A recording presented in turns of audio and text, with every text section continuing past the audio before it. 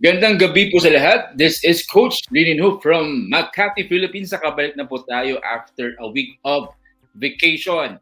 Today we'll talk about the best tips that I have used and I've seen as very practical and realistic at the same time to stay fit while on vacation. Let me know po, where are you tuning from today? Again, I'm so happy na nakabalik po tayo sa live natin. Na-miss ko po kayo. Actually, when I was, in on vacation, though, of course, I'm enjoying yung time with family, quality time with family, and of course, with my loved ones. Iba din kasi yung passion ko with teaching here sa live natin. So, I miss all of you and thank you for bearing with me. Hindi po tayo naka-live for a week. My last live, I think, was, ano ba, last Friday. So medyo matagal din. And that is why I'm so excited to share what I have learned the past week. And let me know, ano po yung last meal natin? Ano po yung kinain natin sa huling pagkakainan? And then, let me know as well, where are you tuning from so I can recognize you. Hello po sa lahat ng mga viewers natin. And if you're watching sa live natin, let me know. I want to recognize each one of you tonight. Alright. So, ito po yung mga tips na ginamit ko and I find it very practical and realistic and sustainable and simple at the same time. So, usap tayo ng mga tips on how to stay fit while you are on vacation, and believe me, okay, it worked for me and I'm sure it will work for you as well. So, I will share this short video and after this, usap tayo.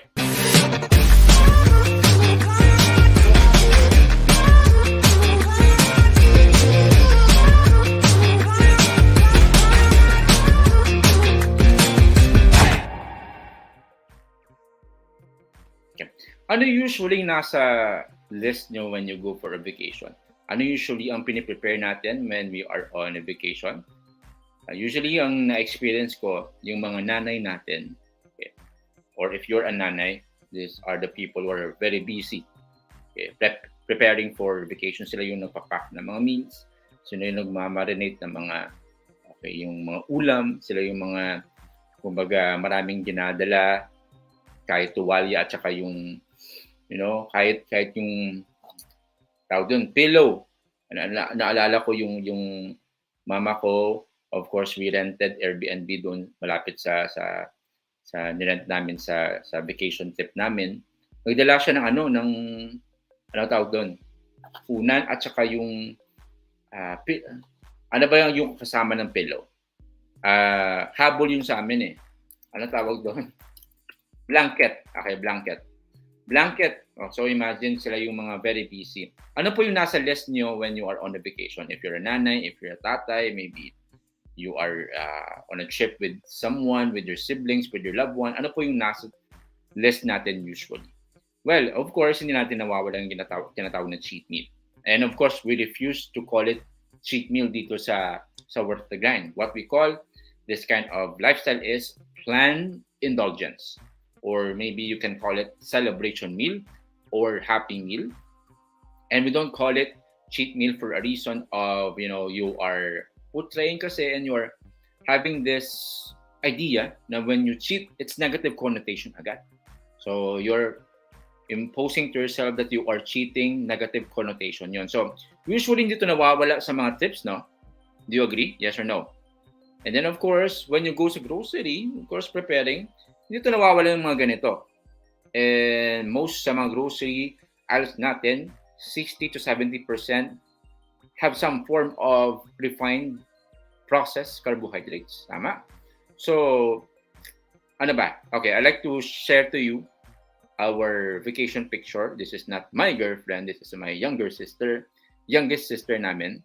So here, I can, at least fairly say, and I'm not bragging this one, no? At least fairly say na yung body composition na ganito, I can respectfully say na we can stay fit all throughout the year because of the principles that I will about to share to you today. So usually when you say vacation, parang after na vacation, parang feeling na tumaba ka agad, increase ka ng weight. I check my weight, kanina lang. The morning, fasted steak. I weigh around before I went for a vacation, around 61 to 62 siya. Okay. I check it today, 63, 1 kilogram. So 1 to 1.5. Not bad. Of course, I had my plant indulgence. Hindi ko po diniprive yung self ko. Pero again, with moderation po lahat. Iyon. So, now, dito sa picture na to, right now, if I can, please take a picture of me, the same din po na body composition, even after the vacation. This picture was taken on the third day of our vacation, okay, with our family members. Actually, yung family members ko dito, meron kami family picture. Of course, hindi show yung skin, but showing this to you for a purpose of, illustration lang. All right, sige. Now, for those of you who don't have ebook yet, you may want to share this video. Tapos po, let me know. If you have shared this video, I will give to you your ebook completely free. May that be for fat loss or gaining muscle mass. Hello to you, Ma'am Rizali Ventura. Kamusta yung workout nyo? Si Ma'am Rizali is one of the strongest women I've seen sa community natin sa low carb fasting. Ganda ng biceps. Hello to you, Ma'am MJ. Kamusta yung situation dyan sa place ninyo? Looking forward to visit your place, Ma'am MJ. Good evening to you, Ma'am Milna Barnido. Good evening to you, Ma'am. Kamusta po yung workout natin? If nag-workout na po kayo, pagpatuloy nyo lang po yan. Coach, lagi po ko very informative. Thank you. Wow. I'm so happy po, ma'am, na you are very active filling this one. This is your asset information. So, it speaks a lot po to your character, which is, very open at saka teachable. Thank you po, ma'am. Sir Mario, as always, kamusta yung workout nyo? Hindi po to tinatawag na, hindi slow down si Sir Mario. Even though yung age nag-add, pero yung strength, hindi yan. Nag-decrease. Hello to you, Ma'am Ligaya. Our happiness, Ma'am Ligaya. Kamusta po yung meals natin? Good evening to you, Ma'am Monica. Nakahabol before driving the kids to school. Yes, dito sa Philippines, first day ng school. I'm sure dyan sa US, I'm not sure if the same din yung timeline natin dyan. But yeah, good evening to you as well, Ma'am Monica. So there you have it. Meron tayong ebook. And again, I'd like to invite all of you to have our meet and greet with our coaches. Ito po yung meet and greet natin with our low carb fasting and fitness community. You will see face-to-face si Coach Ann, si Coach Josella, ang napaka-pogi natin si Coach Daniel, at saka yung Korean natin na hilaw. Okay, ako po yan, si Coach Nino or Coach Lininho as a my screen name. Yung registration po is 900 pesos, but it will go directly to you kasi yung 900 mo will include your lunch, low carb lunch, high protein lunch mo. Meron kang WTG t-shirt at saka meron kang surprises. So you will have that on August 29 sa Vienna Coffee House sa Cebu. Looking forward to see each one of you face to face. So ongoing yung registration natin and it will end on August 25. So August 20, ano na ba yun? 22. So if you can register on or before August 25, much better so that you won't hit yung deadline natin for registration kasi we need to print the shirts and everything. All right? So there you have it. So I like to give this important points to all of you na when it comes sa travel at saka sa vacation, I would say it's a must. Kasi po yung katawan natin needs rest. Rest doesn't mean sleeping lang.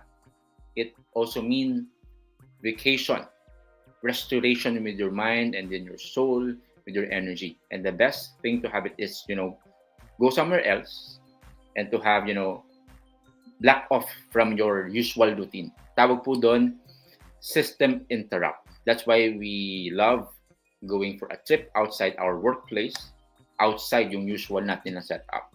So I would say it's good not just physically but most importantly mentally at saka emotionally.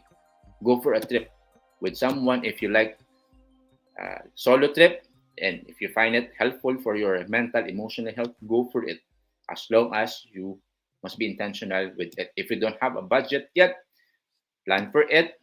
But again, if there's a way to, go for a affordable trip, go for it. Yung trip na malapit lang sa inyo, as long as you can find yourself na parang peaceful na setup, go for it by all means. But first and foremost, disclaimer lang. When you set your vacation trip, and if you want to be fit, these are the guidelines lang or disclaimer lang. Of course, you have to be realistic. I'm not saying na, during your vacation trip, walang tinatawag na unforeseen na mga pagkain na bawal sa'yo. Kasi most likely, be realistic kasi we can't be sure na lahat ng sasamahan mo for a trip, low carb or fasting or fitness enthusiasts like you. Tama? They have their own routine at saka habits din. So, expect, be realistic. It would happen na may i-offer sa'yo na might be not so good sa kinagisnan mo when you were in your usual routine. That's normal. And I would say, I'm not saying again that you go for all-in at saka indulgence. What I'm saying is be realistic. It will happen, whether you like it or not. Okay? So at least yung expectation mo lang is parang realistic din na huwag ka ma-frustrate na nangyari sa vacation mo, ganoon yung kinain mo. Kasi it really happened eh. So you have to face the reality na may mga ganung situation para yung expectation mo hindi ganun ka, super beyond your reach naman. Okay? That's number 1. Number 2, you have to be creative. When you say be creative, from time to time, you have to be resourceful then. I experienced when I arrived in my destination dun sa Bacolod, which was our vacation trip last week, pumunta kami sa park. Okay, sa park, dun ako nag-jogging, dun ako nag-pull-ups, nag-push-ups. Okay, so it worked for me. So, park is one option. You could go for a walk. You could go for a, let's say, local gym. May mga membership doon na a day membership lang, like 1 day or 2 days lang. So, maraming resources. As long as you're willing, marami ka talaga makikitang ways to be fit. Okay? So, number 1 tip, and I think this is very, very practical and anybody could do it regardless of your situation. Saan ka man pumunta, Europe man, Asia man, maybe in Philippines, inside Philippines, US ka man, sa beach ka man. Number 1 is sightsee in walking. Meaning to say, instead of going for a taxi, pedicab man yan, or bus, if malapit man lang siya. Okay. Since nasa vacation ka naman, at saka you want your eyes to be busog by sightseeing, no? The best view is through walking. Kasi you will learn how to slow down your pace.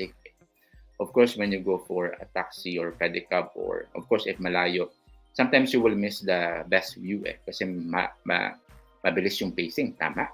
But sightseeing, wow. Okay. Walking, relax lang. You have the time to go to the left, okay, look at the right, look at the top, look at the bottom. So you have time to sightsee. So, di ba, napaka-refreshing. At the same time, okay, busog na mata mo, busog pa yung health mo kasi you're walking. Tama?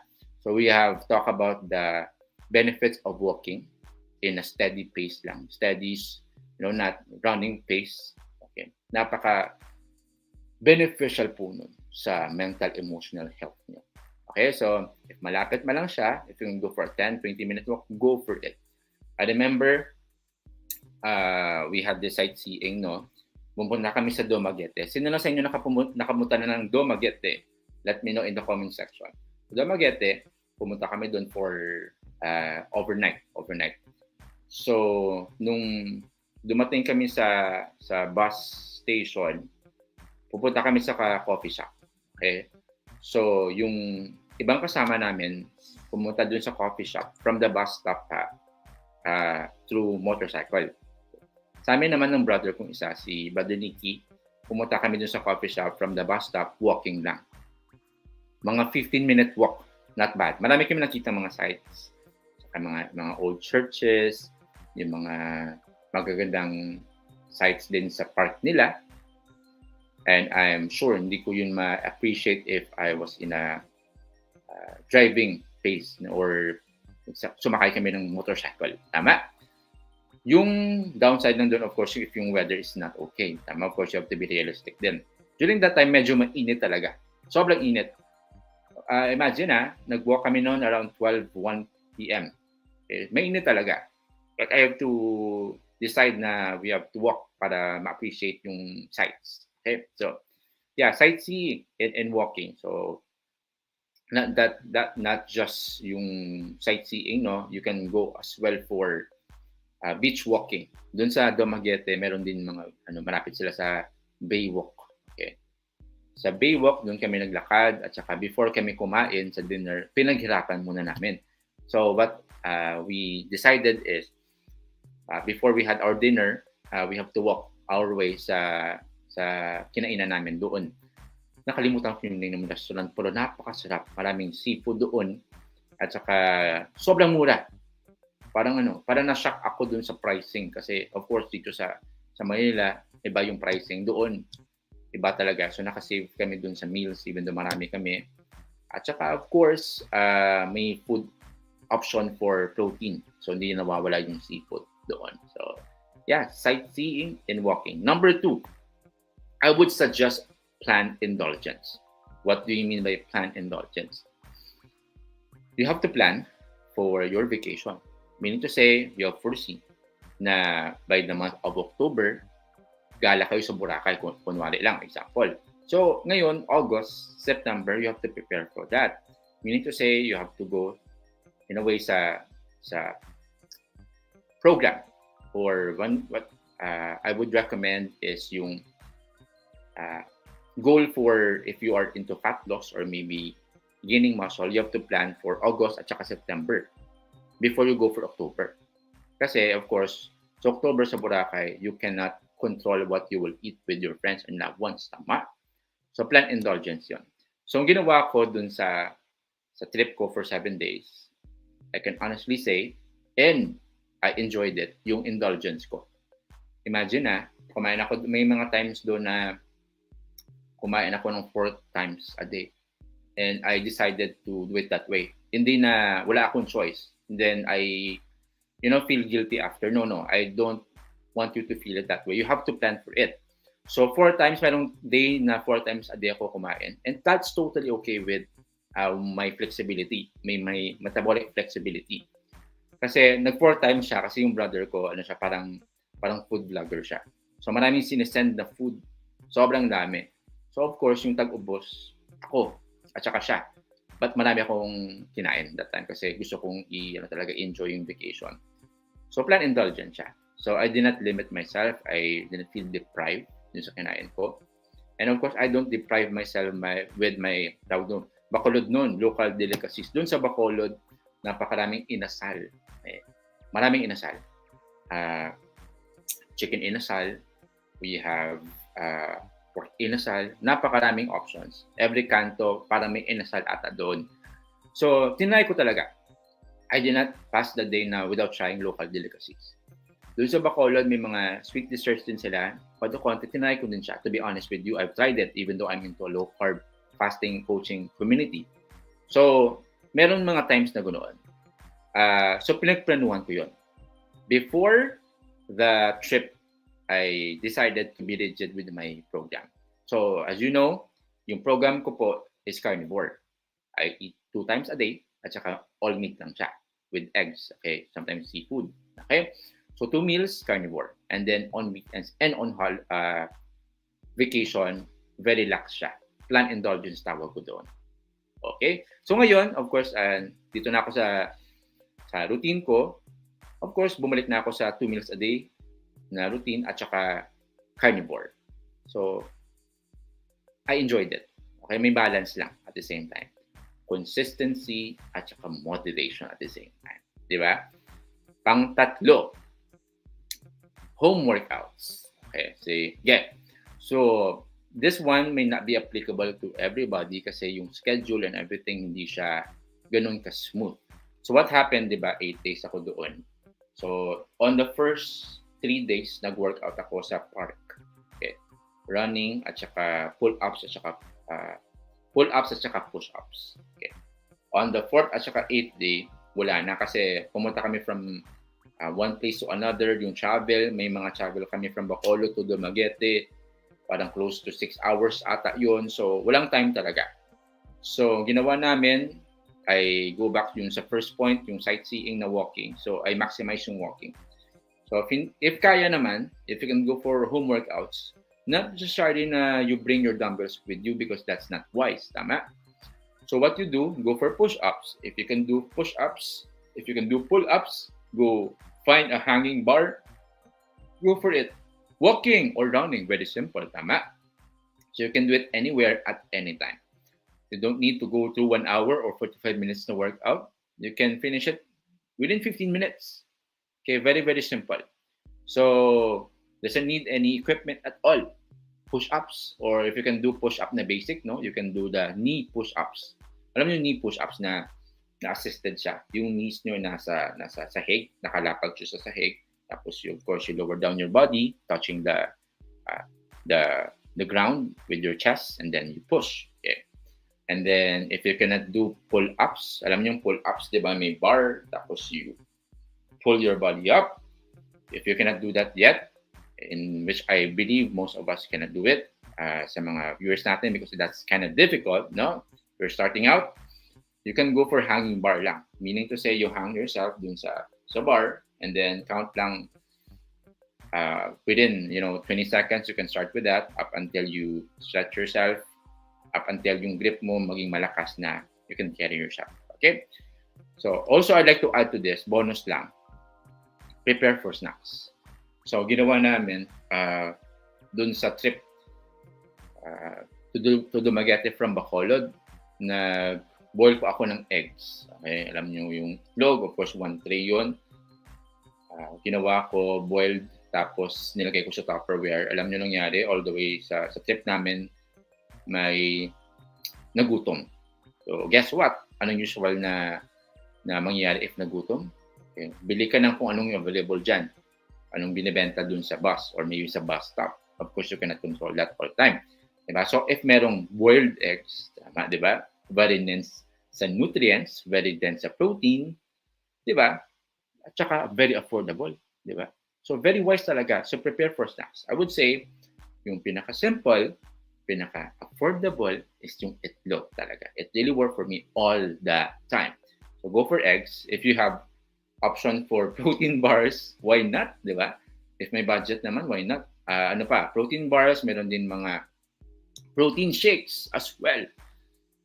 Protein shake, very, very convenient. Okay? But of course, for some, if kaya naman sa real food, yung solid food, go for it. Not necessarily na you go for liquid na protein.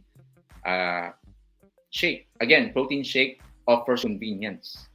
Kasi with 1 scoop lang, usually it can hit 25 to 30 grams of protein, di ba? So, very, very simple at saka convenient yung protein shake. Ano pa? Ano yung mga binabaon nyo for a trip? Paki-share sa comment section. Sharing is caring. Anong mga binabaon natin when we go for a trip? Okay? I also remember during my other trips, no? Ang dinadala ko, nuts. Okay? Meron sa 7-Eleven yung merong nuts na spicy nuts, 7 pesos lang siya. I forgot the name, but ano siya, color yellow-ish with a portion of red. 7 pesos to 6 pesos lang siya, 1 pack. So, I usually buy 5 to 6 packs ng ganoon. Very, very solid na, di ba? So, others as well, I remember baon ko for a trip, protein shake ng Nutrilite. So, pinapack ko siya sa resealable na pack.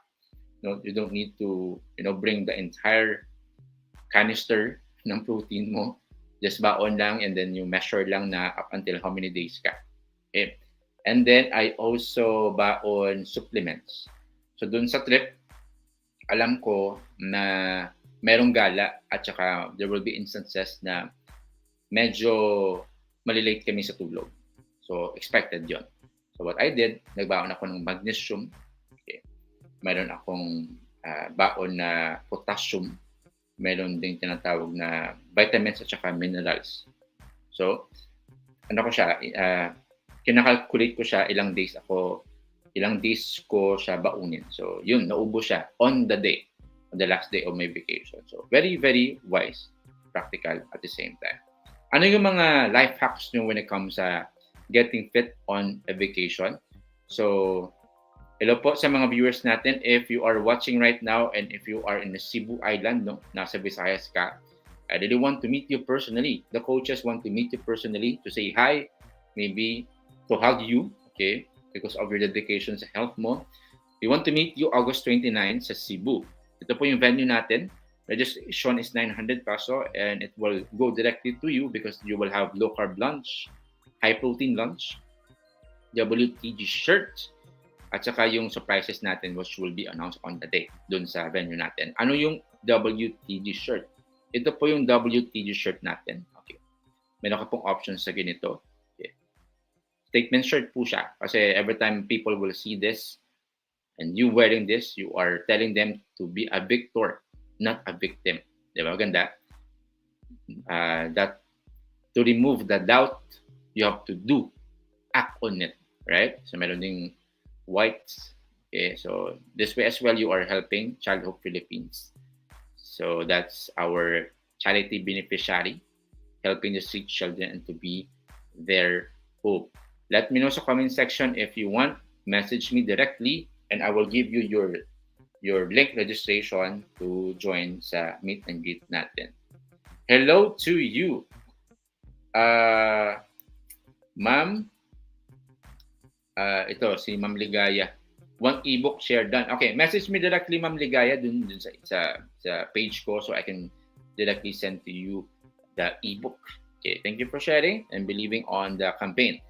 Tuloy-tuloy lang workout, 5 times a week yung workout. Wow, that's good. Sir Mario, consistency is the key. Good evening to you, Ma'am Elizabeth Escobar. Kamusta yung workout? Ito, consistent din to. Every time mag-open ako ng Facebook, Ma'am Elizabeth, yung workout niyo po yung parati kong nakikita. So go for it. You're inspiring many lives po. I walk at the seaside habang wow, di ba? Napaka-relaxing. Okay. Walking tapos yung breeze, ihip ng hangin, di ba? Wow. Ang ganda ng view na yan. Last road trip namin, I plan to enjoy Chicken Joy and one piece peach pie, mango pie. Wow. Last time na Jollibee was 6 years ago, pa sa Pinas, Coach Dan, and I checked the macros, pasok sa nutrition budget ko. I fasted for 20 hours. I savored every bite. Thank you, Ma'am Monica, for sharing this. You know what? That's the goal of health, not restriction, but freedom. When I say freedom, with moderation. Dito sabi ni Ma'am Monica, pasok siya sa nutrition budget at saka you savored every bite. That's the goal of health. Yung health po is not to, feeling guilty after you eat that. Diba? Depriving po yun. At saka if you feel deprived po, alam mo yung feel deprived, suppression, nisa-stress ka po. And every time you are stressed, it will lead to cycle of defeat. Tama po ba? So, we don't want that kind of feeling. You have to enjoy every meal that you bite. Again, with the principle given here sa WTG. Good evening to you, Ma'am Evelyn. Magandang gabi. Kapusta po yung meal natin? Sabi dito ni Ma'am Elizabeth, high plan, indulgence eating. Di ba? Planado siya, yung indulgence eating natin. Okay? Hello to you, Gilbis Balid. Kamusta yung meals natin? Hopefully, you are on your way to, getting fit. I'm sure you are, Sir Gilbis. The same thing with Digaya, chicharon binabaon niya. Okay, high fat, mixed nuts, si Ma'am MJ, si Gilbis, eggs and almonds. Wow, pantawid gluten, di ba? You don't need to, purchase anywhere, anytime if you have baon. Our goal is to, eat nutritious food. Walnuts, high in protein din yan. Hello to you, Ma'am Elizabeth. Chicharon is your to-go food. Ako sa coach, kahit nung high carb days pa, hilig ko talaga baunin, di ba? Very simple kasi yung boiled eggs, no? Hindi siya ganoon ka hassle i-bring. You place it Tupperware or plastic lang, di ba? Solved na. 6 grams of protein, yung medium-sized egg natin, di ba? So, very, very simple. Napakaganda talaga ng nature. Okay? It will give you the best of the best sa katawan natin. And again, I'd like to mention this, yung meet and greet natin, 29, yung last registration will be on August 25, few days left. Again, this is our team, and if you don't, you have not yet followed my page, Linin Hu, helping 40s and above to rebuild their health by gaining muscles. This could be your best gift to yourself. Okay? Best health and best you. If you are on your way to building your health and if you need help, step-by-step guide, custom-made plan for your meals and nutrition and workout. And actually, accountability is the most important thing. You have to find someone, a mentor, to guide you every step of the way. And if you find it helpful for you, contact us sa WTG so we can guide you every step of the way for one-on-one coaching. Let me know. Message me directly if you're open to that. Again, thank you everyone for tuning in sa live natin. We're having this every Monday. Kanina we started at 7:30 and that's a bit of delay. We must start at 7 p.m. exactly. But of course, transition din sa bagong routine natin. Thank you for bearing with me. We started at 7:30. Wednesday, we'll go back sa usual schedule natin, 7 p.m. At saka Friday, we have collaboration with Coach Daniel, interview, at saka we'll share important mindset about fitness. Okay? Hello to you, Relin Adaro Abergas. Napaka-cute po ng anak niyo po. Okay, napaka-cute po. Okay. Great to see you, ma'am. Kamusta po yung meals natin? Okay. There you have it. Thank you everyone. Happy lifting. Enjoy your meals, and Coach Nins would like to send my warmest regard to you and your family. Best health and best life. God bless you. Bye-bye.